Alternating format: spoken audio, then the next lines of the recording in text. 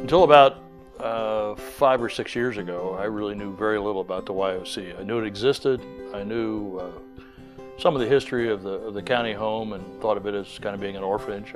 I'd lived in Muncie, other than being away to college and law school. I'd lived here essentially all my life, so I knew about it, but not much. And Don and I were invited to go to something called a lunch and learn, and I had a pretty good idea what it was about. It was probably about soliciting some sort of financial support, but we decided we'd go. And we went and had lunch and saw a little PowerPoint presentation, visited with Polly Craig and Steve Caldemeyer, who I've known since high school and went to law school with and so forth. Learned about the YOC. And Polly said, okay, now it's time for a tour. And like many people, I said, oh, I don't need a tour, it's okay, I've learned enough here. And she said, no, you really need to go on a tour. And so we said, okay. So we walked around part of the campus, and I was impressed. I didn't realize all was there. The courtroom, the facilities for moving kids around, and all that was very impressive. But we finally went into something called the task unit, where maybe the most troubled and challenging kids are.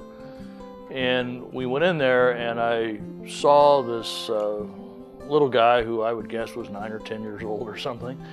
And I can't tell you exactly why, but I can tell you that it just got me. And the expression that everybody would use that touched my heart was grabbed my heart. I mean, it just did.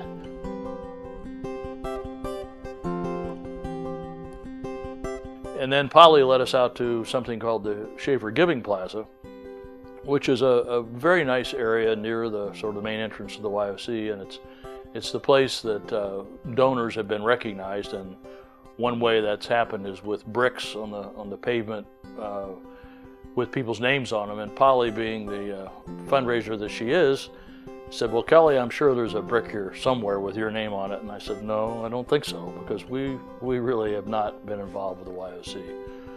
So we said thanks for the tour and parted ways and got in the car, and we're driving down Kilgore Avenue. And Donna said, Kelly, there's something we need to do. And I honestly thought she meant stop and buy some milk or eggs or something like that. I said, what's that? And she said, we need to do something for those kids. How much are we going to give? Well, that's not normally what I would expect Donna to say, but obviously it had grabbed her heart also. And that led to our interest in the YOC. I went on the board. And that was important because I learned a lot about the YOC, and I developed some conviction that the place is real and the kids have real problems. And I learned about the incredibly increased complexity that the kids present to the YOC, and it's really outstanding staff.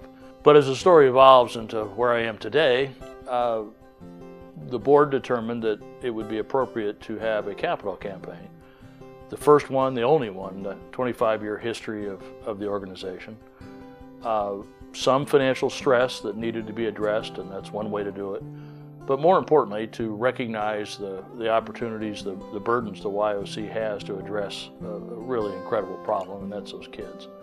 I was asked if I would share that campaign, and I honestly thought I was kind of done doing my fundraising things. I've shared a lot of campaigns in Muncie, been involved in a lot of them, but remember, it grabbed my heart, so I couldn't say no.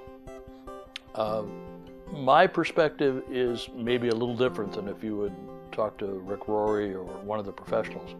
I don't claim to understand the challenges and problems those kids present. I don't really fully understand the complex structure and rate reimbursement in the state of Indiana. What I think I do understand, or at least appreciate, are those kids.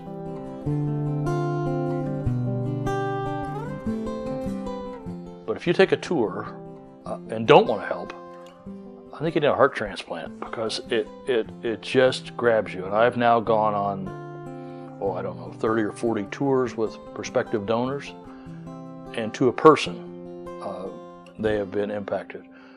We've had visitors from a foundation in Fort Wayne that are in the business. They were impacted, have made a generous contribution. A bank from Evansville sent 3 or 4 people up, and they spent the better part of a day and some of them were reduced to tears after they saw those kids. So for me, it's simple. It's about the kids need the help, and the YOC needs and deserves the kind of support we're out soliciting.